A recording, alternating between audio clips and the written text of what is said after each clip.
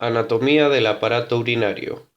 Los riñones, que junto con los uréteres y la vejiga urinaria y la uretra forman el aparato urinario, tienen las siguientes funciones: regulación del medio interno, homeostasis, o sea, equilibrio. De alguna manera son los responsables del control de los iones del líquido extracelular. Eliminar del cuerpo los materiales de desecho que ha producido el metabolismo. Función endocrina. Secretan tres hormonas importantes como la eritropoyetina, esencial para la producción de glóbulos rojos; renina, participa en la regulación de la presión arterial; y vitamina D, posee una función importante en el metabolismo del calcio. Las principales estructuras del aparato urinario son las siguientes: riñón, formado por corteza y médula renal; vías urinarias formadas por uréter, vejiga, uretra, pelvis y cáliz. Los riñones son una pareja de órganos ovalados en forma de alubia. Cada riñón mide unos 11 por 7 por 3 centímetros. El izquierdo es algo mayor. Se encuentran en posición retroperitoneal a cada lado de la columna vertebral. El derecho algo más bajo. Los riñones están recubiertos por grasa que les sirve de protección y están rodeados por una cápsula fibrosa. En la zona medial se encuentra el hilio renal, por donde pasan vasos, nervios y la pelvis renal. Estructura macroscópica. La parte externa del parénquima renal se conoce como corteza, tiene aspecto granular y rodea a la médula, zona interna. En la médula es posible distinguir una zona externa adyacente a la corteza y una zona interna. La médula renal está constituida por las pirámides de Malpighi. La base de dichas pirámides se encuentra en el exterior mirando hacia la corteza, y los vértices que constituyen las papilas renales y desembocan en los cálices renales están localizados hacia el hilio renal. El hilio del riñón es una hendidura que se coloca en el extremo interno y es por donde saldrán y entrarán los vasos sanguíneos, nervios y uréteres del riñón. La corteza que aparece entre las pirámides está formada por las columnas de Bertin. Las pirámides de Malpighi, en su vértice, desembocan en pequeños cálices llamados cálices menores, 8-10 pirámides por cáliz. Y estos, a su vez, vuelven a unirse en grupos de 2 o 3 para formar cálices mayores. Los cálices mayores se unen para formar la pelvis renal, que se continúa con el uréter. En el parénquima renal, o sea, dentro del riñón, se filtra e intercambia la orina. Las vías urinarias transportan la orina producida para que sea eliminada. Estructura microscópica. Nefrona. Es la unidad estructural y funcional del riñón. Está incluida en tejido conjuntivo. Intersticio. En cada riñón hay aproximadamente 1 millón de nefronas. La función de las nefronas es la filtración de la sangre y formación de la orina. Estructura de la nefrona. Cada nefrona está formada por 2 elementos: el corpúsculo renal o unidad filtradora y un largo túbulo que conduce y modifica la composición del líquido filtrado.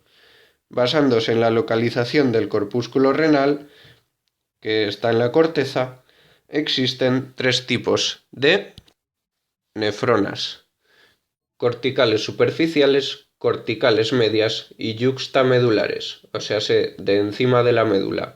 Y cada una pues tiene diferencias estructurales. Corpúsculo renal de Malpighi, aunque ya no se llama así, ahora se le llama eso, corpúsculo renal, antes era corpúsculo de Malpighi. Está compuesto por el glomérulo renal, que es como un ovillo de vasos sanguíneos, y la cápsula de Bowman. El aparato yuxtaglomerular, y luego están los túbulos renales, que están el túbulo contorneado proximal, asa de Henle, túbulo contorneado distal y túbulo colector. Corpúsculo renal. Glomérulo renal.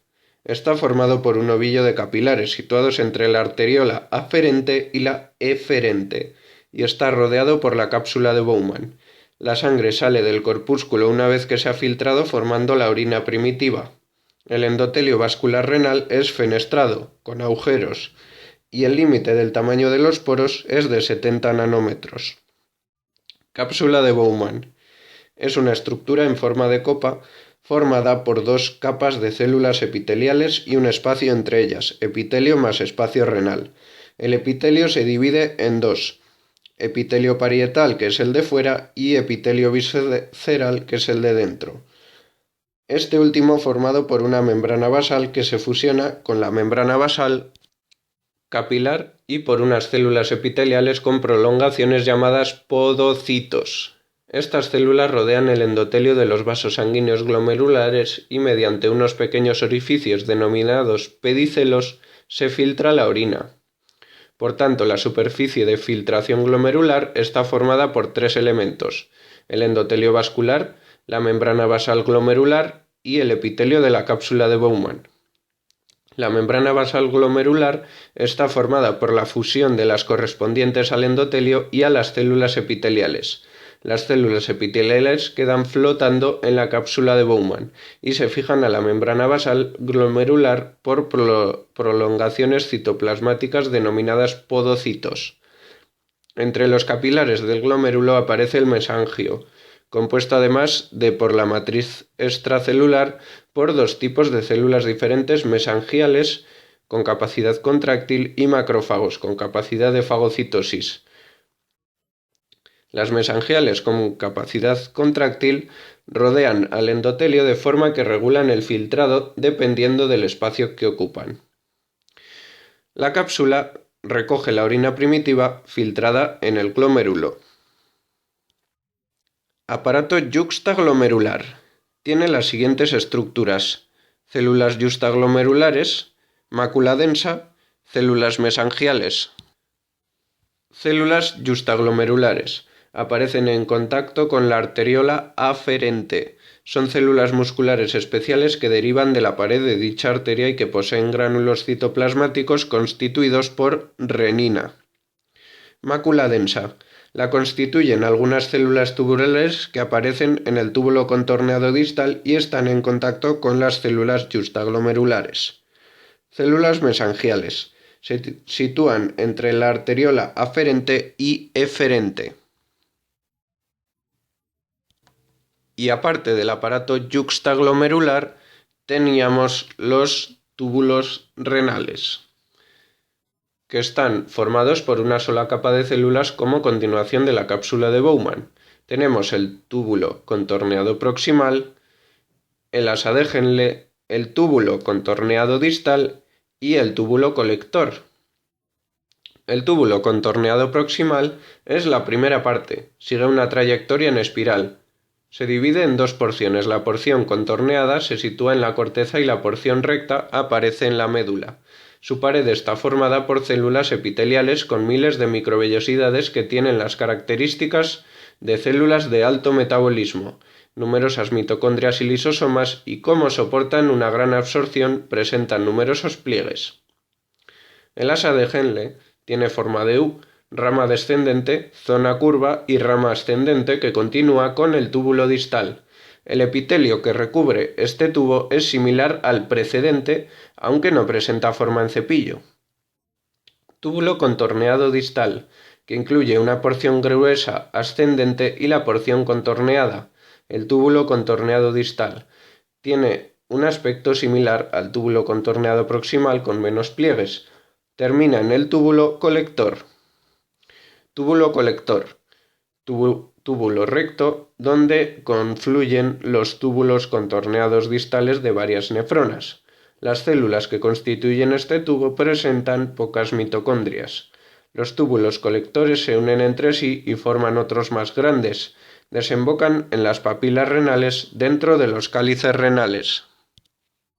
Las nefronas próximas a la médula poseen la estructura tubular descrita, con largas porciones finas descendentes y ascendentes del asa de Henle.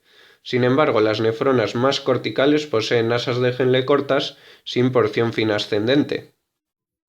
Vascularización del riñón. A través de los riñones fluyen 120 mililitros de sangre por minuto. en la mujer 100 mililitros. Las arterias renales, ramas de la aorta descendente, llevan la sangre a los riñones. Una vez en el parénquima renal, las arterias renales se dividen en arterias segmentarias y estas a su vez en arterias interlobulares.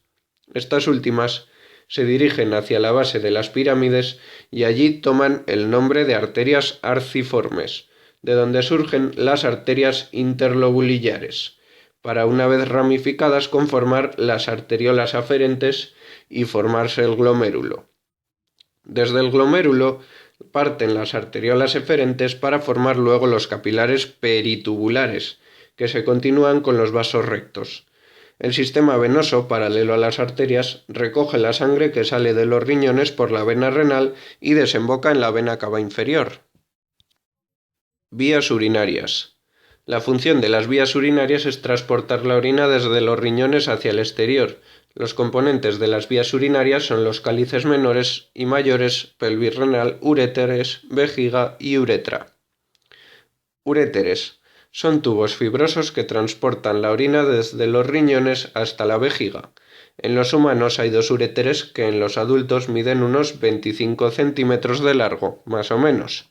El uréter sale de la pelvis situada en el centro de cada riñón y de ahí desciende hasta la vejiga.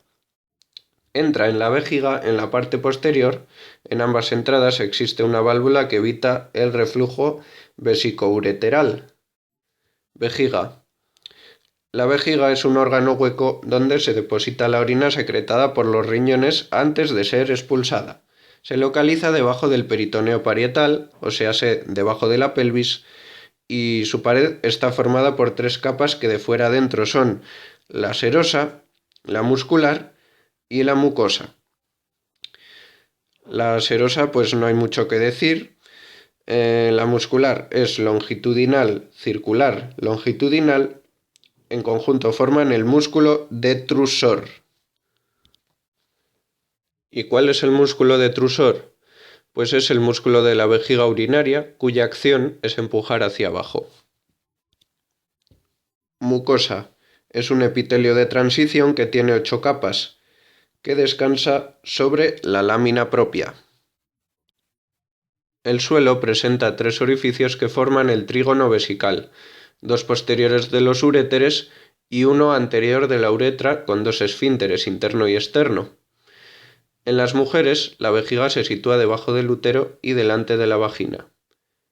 En resumen, podemos decir que la vejiga es el reservorio de orina que puede contener unos 200 o 300 mililitros, aunque su capacidad es mayor.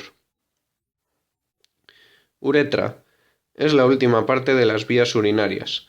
Las diferencias entre la uretra femenina y masculina son evidentes. Uretra femenina mide 3-5 centímetros y es corta. Comunica la vejiga con el exterior. Se encuentra detrás de la sínfisis del pubis, delante de la vagina, y al estar próxima al ano facilita el desarrollo de las infecciones urinarias. Meato urinario, orificio por donde sale la orina. Uretra masculina. Mide más o menos 20 centímetros. Tiene un trayecto curvilíneo, o sea, en forma de S.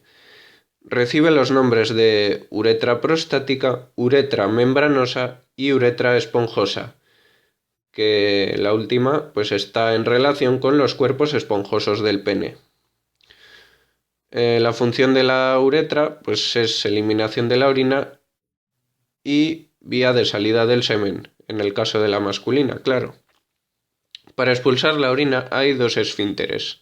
El esfínter uretral interno, formado por músculo liso detrusor de la vejiga y recibe inervación espontánea, simpática y parasimpática.